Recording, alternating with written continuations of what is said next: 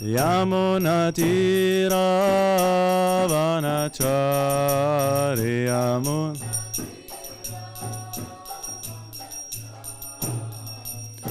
Hare Krishna, Hare Krishna, Krishna Krishna, Hare Hare, Hare Rama, Hare Rama, Rama Rama, Hare Hare, Hare Krishna,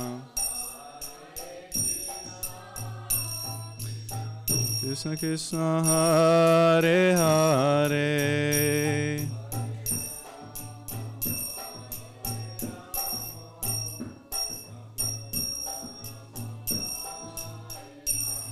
Oh, Hare Krishna, Hare Krishna, Krishna Krishna, Hare Hare, Hare Rama, Hare Rama, Rama Rama, Hare Hare, Hare Krishna.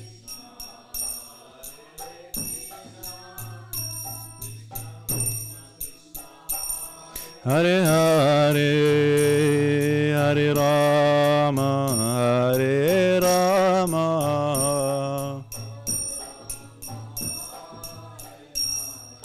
Jaya Radha Madhava, Radha Madhava, Radha Madhava, Shri Radhe.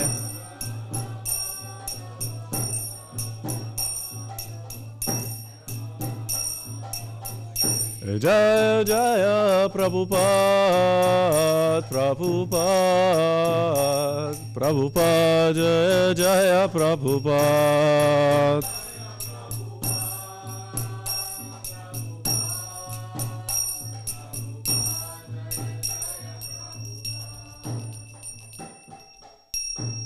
Shri Shri Radha Madhava ki, Shri Prabhupada ki.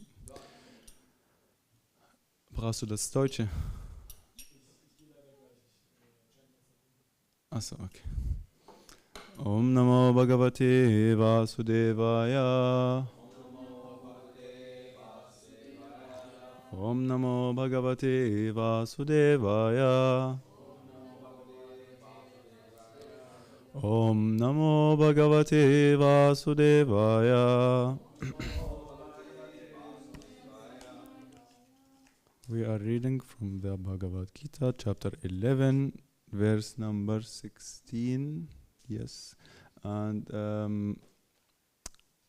also ihr braucht Übersetzung, oder? So, ich würde lieber auf Englisch sprechen, weil es mir angenehmer. Und dann vielleicht könnte, genau, Rosemary Mataji übersetzen. Okay. Das Buch kriegst du, wenn du möchtest.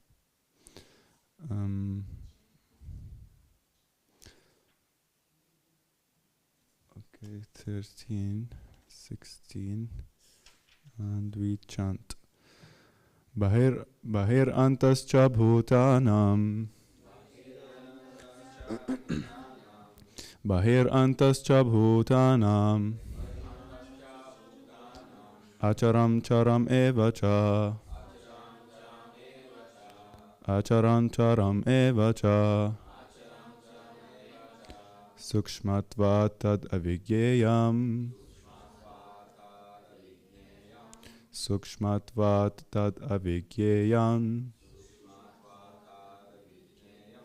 Durastham chantiki chatat. Durastham chantiki chatat. Bahir antascha bhutanam. Acharam charam evacha. Sukshmatvat tad avigyeyam. Durastham chantiki chatat.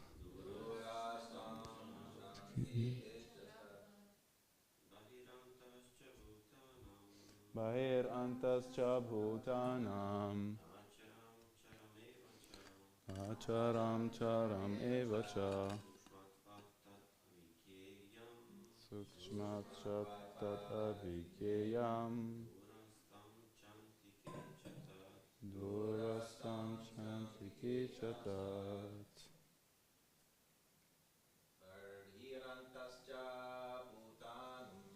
Bahir Antascha Bhutanam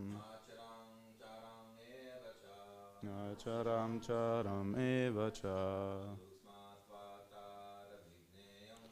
Sukshmatvatat Avigyayam Durastam Chantike Chatat.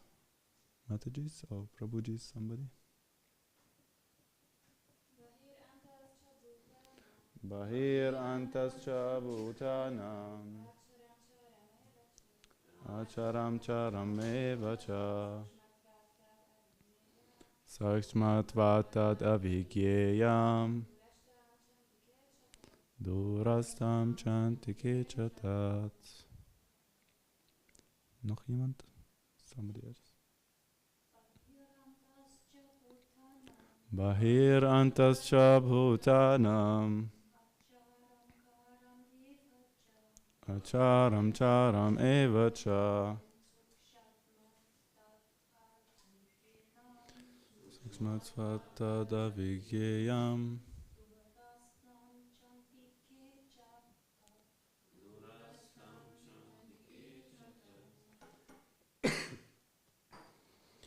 Bahi, outside.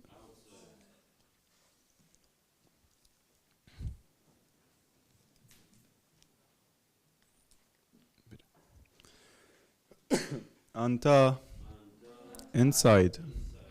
Cha, also. Bhutanam, of all living entities. Acharam, not moving. Charam, moving. Eva, also. Cha, and. Sukshmatvat, on account of being subtle. Tat, that. Avigyayam, unknowable. Durastham, far away. Cha, also. Antiki, near. Cha, and. Tat, that. Translation and purport by His Divine Grace A.C. Bhaktivedanta Swami Srila Prabhupada Ki. Translation: the Supreme Truth exists outside and inside of all living beings, the moving and the non-moving. Because He is subtle, He is beyond the power of the material senses to see or to know. Although far, far away, He is also near to all. Purport: in Vedic literature, we understand that Narayana, the Supreme Person, is residing both outside and inside of every living entity. He is present in both the spiritual and material worlds. Although He is far, far away, still He is near to us. These are the statements of the Vedic literature. Asino duram vrajati shayanuyati sarvataha. Katha Upanishad 1.2.21. And because He is Shri Shri Prabhupada Bhagavan Ki. And because He is always engaged in transcendental bliss, we cannot understand how He is enjoying His full opulence. We cannot see or understand with these material senses. Therefore, in the Vedic language, it is said that to understand Him, our material mind and senses cannot act. But one who has purified his mind and senses by practicing Krishna consciousness in devotional service can see Him constantly.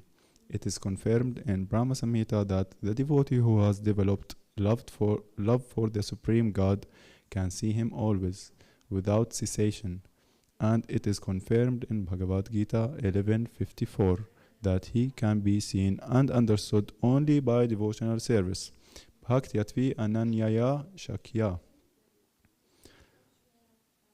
Om Ajnana Tirimandasya Jnananjana Shalakaya Chakshuru Militam Yena Tasma Shri Guruve Namaha Shri Chaitanya Manobishtam Stapitam Yena Bhutali Svayam Rupa Kadamayam Dadati Svapadantikam Vanchakalpatarubhyascha Kripa Sindhuvya Evacha Patitanam Pavanibhyo Vaishnavibhyo Namo Namaha Shri Krishna Chaitanya Prabhu Nityananda Shri Advaita Gadadhara Shri Vasadi Gaura Bhakta Vrinda Hare Krishna Krishna Krishna Hare Hare Hare Rama Rama Rama Hare Hare.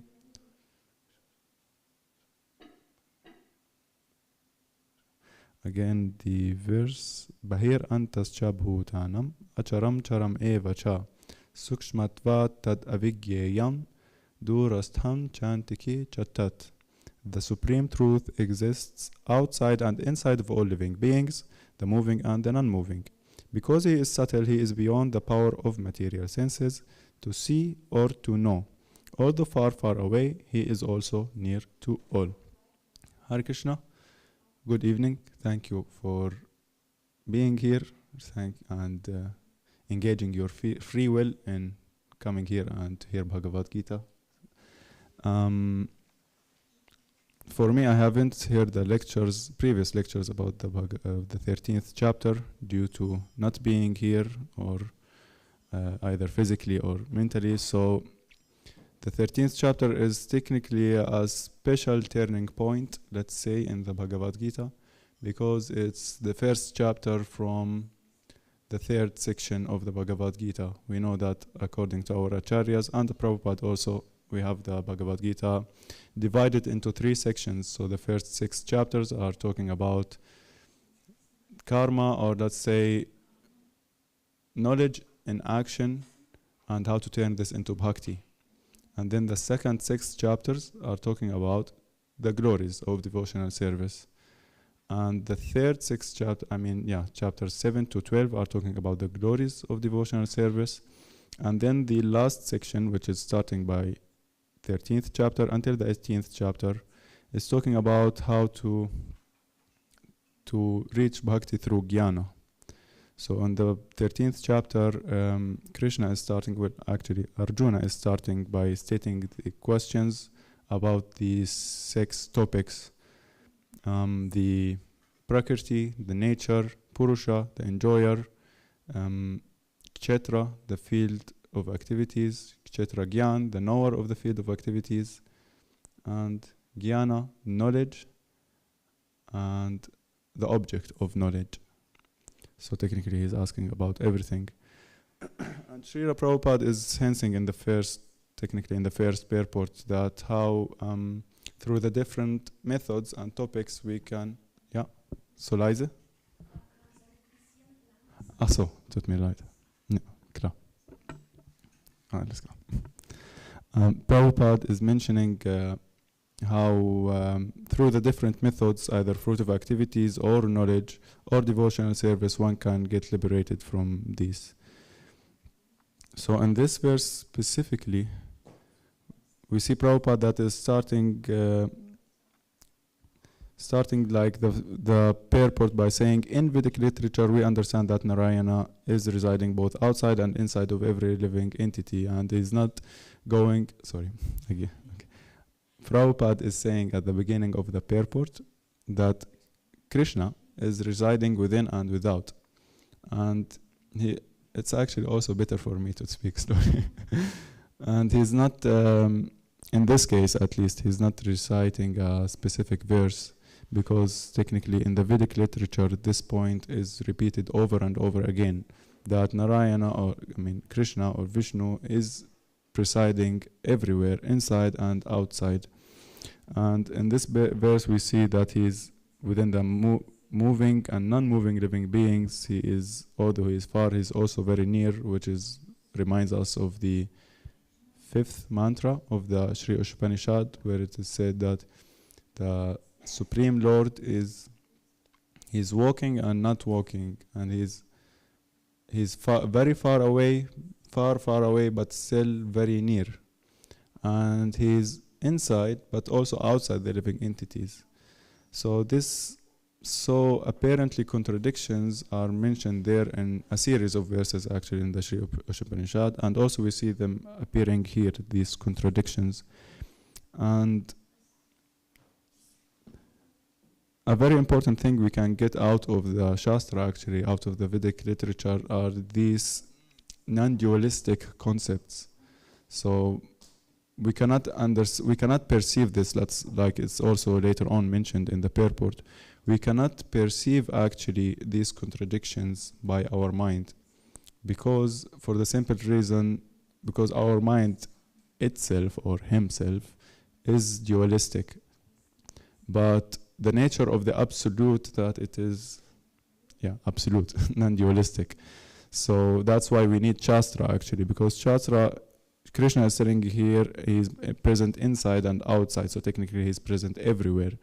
And also either in the Upanishad or in the Bhagavatam and different Vedic literatures, we see these non-perceivable, non-comprehensible statements. And of course, for our materialistic mind, of course, it's not so understandable, because the mind is used to either or. Of course, lucky us, we have Chaitanya Mahaprabhu, who's coming in this age, and he's telling us it's not either or. God is not either or, inside or outside or this or that. He is both, actually. And this is our philosophy, the Achintya Bheda Bheda Tattva. So that is why actually it is very important for us to purify our mind and to purify our intelligence through Shastra and through studying the scriptures, so that our vision to this world also becomes vision of the absolute, actually, not a vision of the normal material dualistic mind. It is mentioned somewhere I think in the 11th canto. I'm not sure, because I'm quoting somebody who was also not sure. That due to Maya, due to illusion, the living entity imagines that there is something second, something separate of God.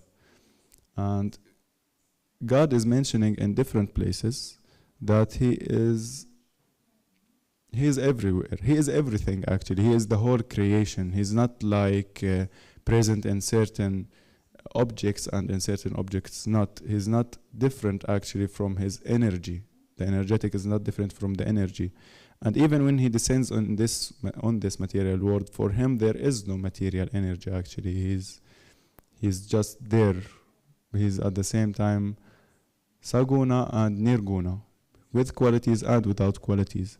So this verse in the 11th canto, it is saying that due to illusion we think that there is something different than God, and this is the separatist mentality, we call it, because we think that, even, I don't know, personal experience talking here, even when we come as devotees, we start at the very beginning to separate things. Okay, this is Krishna consciousness and this is Maya. Of course, to a certain extent, it is important to be honest with ourselves, to know what is Krishna consciousness and what is Maya, to know what is spiritual and what is matter. But in the ultimate sense, it's all Krishna, and it's only our consciousness, actually, that is having this, again, dualistic vision, that this is Krishna and this is matter, actually. This is spiritual and this is matter. And this actually, like, for me, when I hear Krishna, I mean, in the scriptures, God is saying that He is present in everywhere, in every living entity. For me, the main point to get out of this is actually how we practice or teach ourselves how to deal with different living entities as much respect and as if we are dealing with God.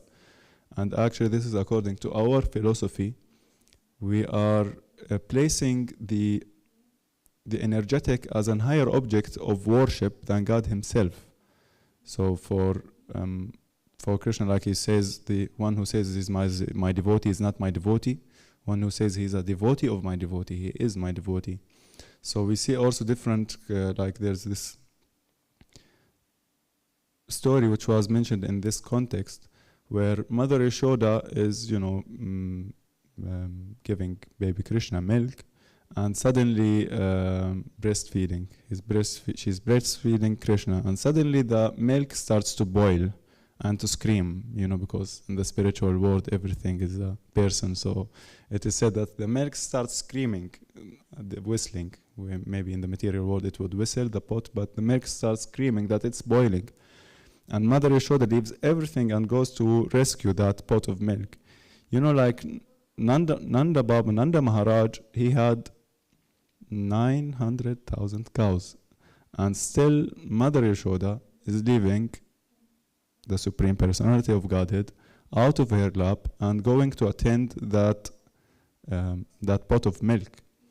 And the Acharyas are giving the explanation for this context that actually our philosophy, the Vaishnava philosophy, that we care actually about the expansions and the energy of God, upon the request of Krishna, of course, not upon our own desire. We care about them more than we would show some reverence and worship to God, because like we said again, the idea of absoluteness, because Krishna is telling us he's not different from his manifestations. So this worship actually should not be directed only to the deity. At the beginning should be, but later on we should also start seeing Krishna in everywhere, like it is prayers, not prayers, it's science. I forgot the name of the chapter in the 7th canto where Prahlad Maharaj is saying that one should honor all the Hari Sarveshu Bhuteshu Bhagavan Ashta Isvara. So Hari Sarveshu Bhuteshu, Hari, Lord Hari, is present in every living entity's heart. Bhagavan Ashta Isvara. Ashta means like asana, and Bhagavan Ashta Isvara, the supreme controller, is actually situated in everyone's heart. Iti bhutani manaso kamais tai sadhu manayet. So with this understanding, we should actually worship every living entity as a representation of the Supreme Lord. And again, like this is this is actually our philosophy. So whenever let's say I'm seeing that Krishna is saying in different places, he's present in every living entity's heart, it's not like just for the sake of knowledge that we see, oh, Krishna is present there. Actually, what we should derive out of this information when Krishna says that he's present in every living being's heart is that at least if you cannot respect this living entity, respect me, because I am present in his heart. Of course, about this topic we can talk for hours. I mean, I cannot, but a lot of devotees can talk for hours, because Sri Gauranga was mentioning this beautifully today in the lecture. For over 1 hour he was stressing more or less on this point, that how it is essential actually to develop this respect and for other living entities. Later on in doing some spoiler, since we are doing the 29th chapter, maybe somebody can correct me. I think it's called the Glories of Devotional Service. And at the end, no, maybe it was the one before. But anyway, at the end, Kapila Dev is saying a beautiful verse, but when you hear it, it doesn't sound so beautiful. So, Atmanas cha prayasyapi ya karoti antarodaram tyasya bhinna drishom rityur vidadhi bhayam ulbanam. So, the meaning, the translation is short: as the blazing fire of death, I cause great fear to whoever makes the least discrimination between himself and other living entities because of differential outlook. Here the word odaram is translated as the body, because Prabhupada, he knows actually what it means, but odaram means actually the stomach. So what is meant here, actually the one who differentiates, if you want to look at it in that way, one who differentiates between his stomach and the stomachs of different living entities. So meaning that meaning that our oblations, our sacrifice actually should be also like for feeding others, for literally for again for worshiping of others, and this is the 29th chapter of the third canto where Kapila Dev is starting to summarize his instructions, is mentioning this important point. So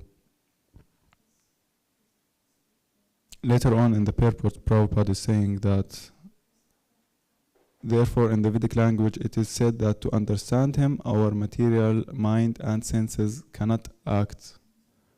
One should purify his mind and senses by practicing Krishna consciousness and devotional service. And then he's saying it is confirmed in the Brahma Samhita that the devotee who has developed love for the Supreme can see him, always probably referring for the famous verse from Brahma Samhita, Premanjana Churitam Bhakti Vilochanena, one who has the ointments, who made love as an ointment in his eyes. Santasa Daiva Hridayeshu Santasa Daiva Hridayeshu Vilokayanti Yamshyama Sundaram Achintyam Gunasvarupam Govindam Adi Purusham Tamaham Bhajami. And that is the conclusion of the purport and of the class also. Of course, it's a very high level to say that we see the world through the eyes of love, but to see actually, meaning that if we see Krishna everywhere actually, and we have love for Krishna, then we can see, then we have this vision of eye of and the eyes anointed with love, with slaved with love. But this is a little bit advanced level. Before that, we need to develop this love for Krishna, and when we see him everywhere, then we can actually develop the love for everyone, not only for either a deity or me and Krishna alone, and everybody else doesn't matter. So yeah, maybe somebody would like to say comments or questions, otherwise we wrap it up.